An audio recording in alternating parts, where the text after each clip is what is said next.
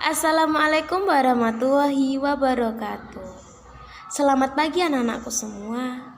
Bagaimana kabar kalian hari ini?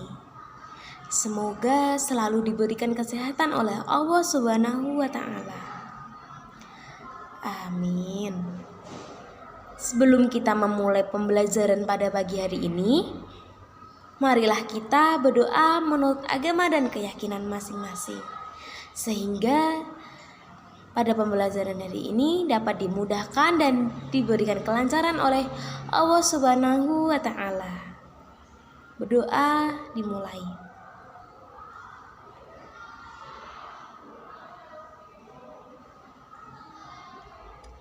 Berdoa selesai. Oh iya anak-anak, untuk presensi hari ini kalian bisa mengisi nama dan nomor presensi kalian di kolom komentar ya anak-anak. Nanti ibu memberikan forum presensi. Kalian bisa mengisi di kolom komentar itu ya anak-anak. Anak-anak, meskipun pembelajaran kita dilakukan secara daring, kalian tetap semangat ya anak-anak untuk mengikuti pembelajaran. Dan jangan lupa jaga kesehatan dan patuhi protokol kesehatan agar kita semua dapat terhindar dari virus COVID-19 ini. Baik, sebelum kita memasuki materi selanjutnya, Ibu akan mengulas sedikit tentang materi sebelumnya. Anak-anak, ada yang masih ingat tidak mengenai materi sebelumnya kita mempelajari apa saja? Ada yang masih ingat? Oke, Ibu akan menjelaskan sedikit ya anak-anak tentang materi sebelumnya. Materi sebelumnya kita membahas pengertian ceramah, unsur-unsur ceramah, struktur ceramah, dan perbedaan antara ceramah, khutbah dengan pidato. Ibu sekarang akan mengulas sedikit tentang pengertian ceramah. Apa sih pengertian ceramah itu, anak-anak? Nah, sekarang Ibu akan menjelaskan sedikit ya anak-anak. Ceramah adalah pembicaraan di depan umum yang berisi penyampaian suatu informasi, pengetahuan, dan sebagainya. Cara penyampaiannya adalah orang-orang yang menguasai di bidangnya dan yang mendengarkan biasanya melibatkan banyak orang. Medianya bisa langsung maupun sarana komunikasi seperti televisi, radio, dan media lainnya. Untuk unsur ceramah ada pembukaan, isi, dan penutup. Struktur ceramah ada pendahuluan, isi, dan penutup juga. Nah, sekarang kita memasuki materi selanjutnya, yaitu tentang kebahasaan teks ceramah. Ada berapa sih kebahasaan teks ceramah itu? Jadi, kebahasaan teks ceramah meliputi 4, yaitu kata sapaan, kata ganti, kata hubung, dan kata persuasif. Kata sapaan yaitu kata yang menunjukkan orang, misalnya yang terhormat, anak-anak, hadirin, bapak-bapak, ibu-ibu, kalian, dan saudara-saudara.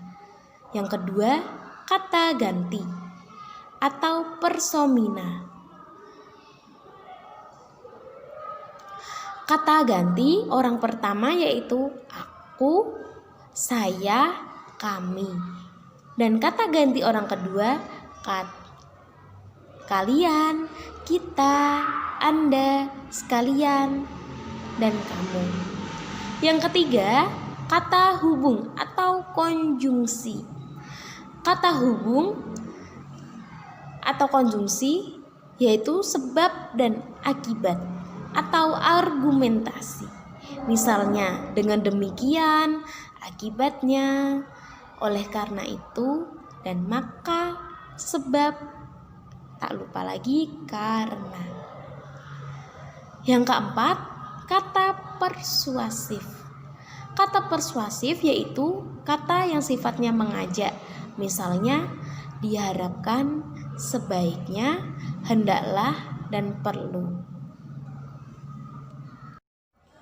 Nah, dari kalian semua ada yang masih bingung tidak mengenai langkah-langkah menulis teks ceramah?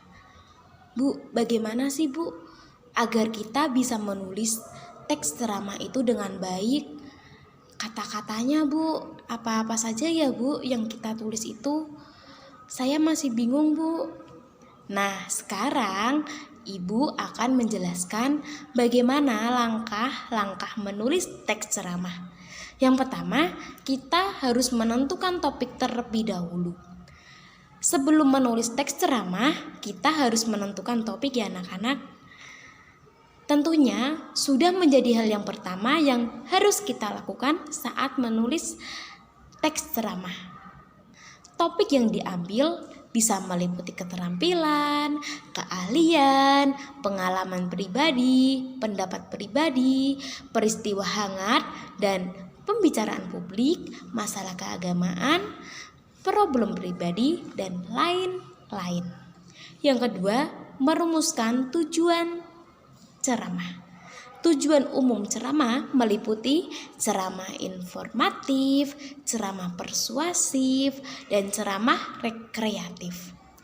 Tujuan umum lebih informasional, lebih jelas dan terukur dalam pencapaiannya.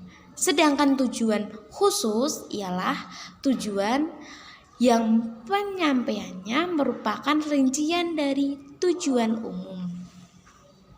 Yang ketiga, menyusun kerangka ceramah. Kerangka ceramah memuat pokok-pokok kebahasaan, struktur teks ceramah, dan bagian struktur adalah pembukaan, isi, dan penutup. Kerangka ceramah yang baik memiliki ciri-ciri. Yang pertama, ceramah meliputi 3 bagian pokok, yaitu pengantar, isi, dan penutup. Yang kedua, maksud dari ceramah diungkapkan dengan jelas. Yang ketiga, bagian-bagian dalam kerangka ceramah harus tersusun secara logis. Sekarang keempat, menyusun ceramah berdasarkan kerangka.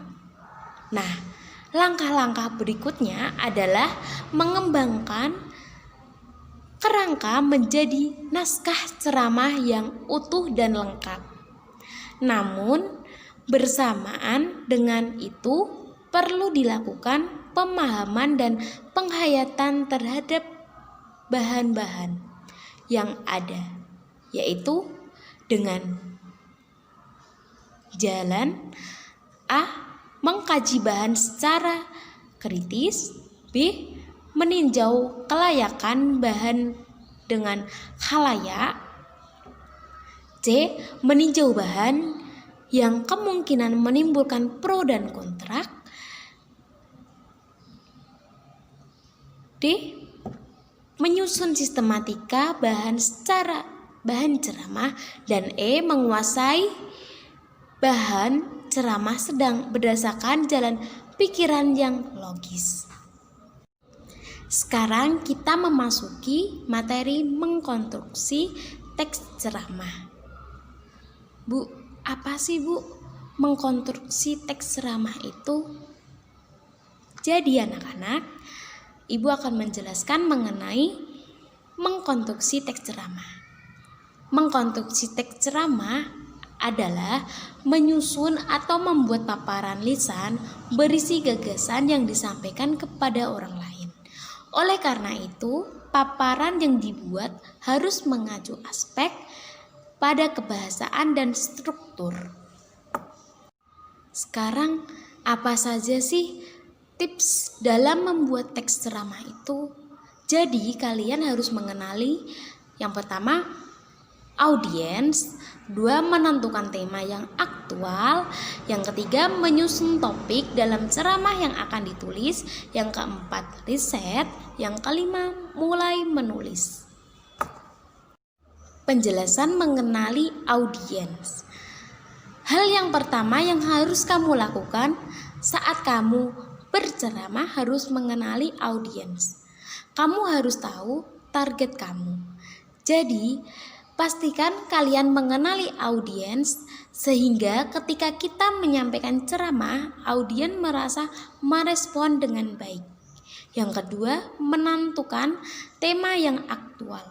Sebagian penceramah yang baik, jangan sampai kalian menyampaikan kabar yang tidak sesuai atau bohong. Pastikan tema yang kamu sampaikan adalah suatu benar-benar terjadi.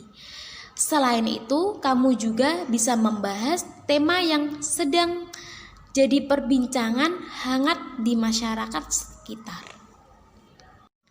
Yang ketiga adalah menyusun topik dalam ceramah yang akan ditulis. Maksudnya adalah ceramah yang akan ditulis harus sesuai dengan struktur dari kebahasaannya yang memiliki maksud dan tujuan. Kalimat akan disampaikan harus tersusun dengan baik. Yang keempat adalah riset. Salah satu hal yang harus ada dalam menyusun teks ceramah adalah riset. Ingat ya anak-anak, karena ketika menyampaikan sebuah ceramah harus berdasarkan data. Yang terakhir, menyusun atau menulis ceramah. Kerangka teks ceramah memuat pokok-pokok kebahasaan, struktur teks ceramah, dan bagian strukturnya adalah pembuka, isi, dan penutup. Kerangka ceramah yang baik memiliki ciri-ciri sebagai berikut. Ceramah meliputi 3 bagian, yaitu pengantar, isi, dan penutup. Yang kedua, maksud dari ceramah diungkapkan secara jelas. 3. Bagian-bagian dalam kerangka ceramah harus tersusun secara logis. Bu, hal-hal apa saja sih Bu yang harus kita lakukan saat kita berceramah di depan umum? Jadi, hal-hal yang harus kita lakukan saat berceramah yang pertama yaitu lafal.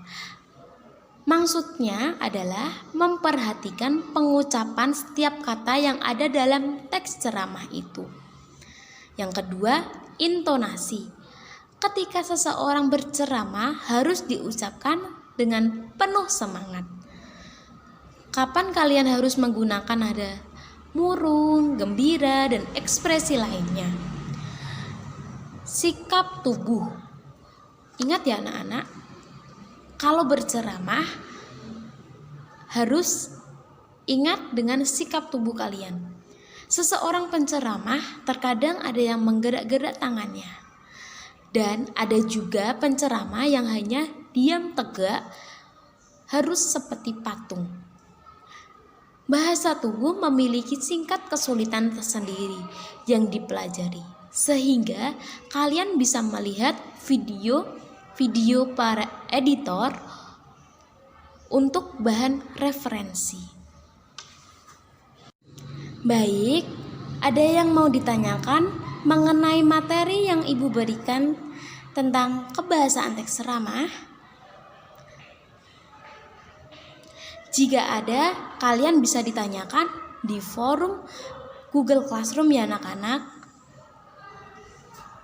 Jadi, kesimpulan pembelajaran hari ini kita belajar mengenai kebahasaan teks ceramah dan mengkonstruksi teks ceramah.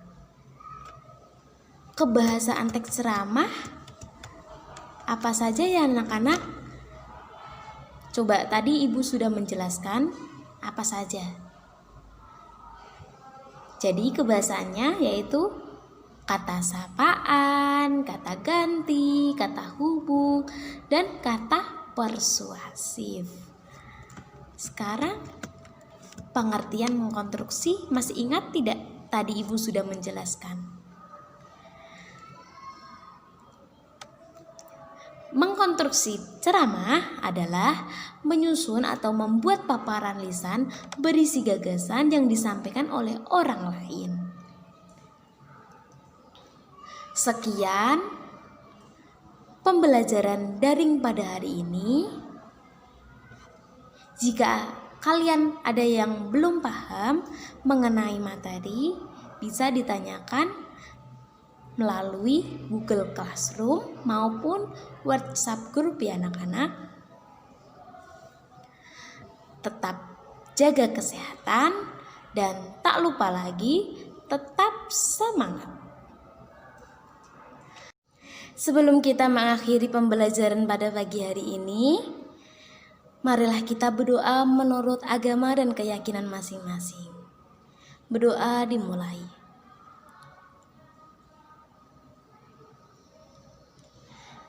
Berdoa selesai. Apabila Ibu ada salah kata atau tutur dalam penyampaian materi teks ceramah, Ibu minta maaf sebesar-besarnya. Wassalamualaikum warahmatullahi wabarakatuh.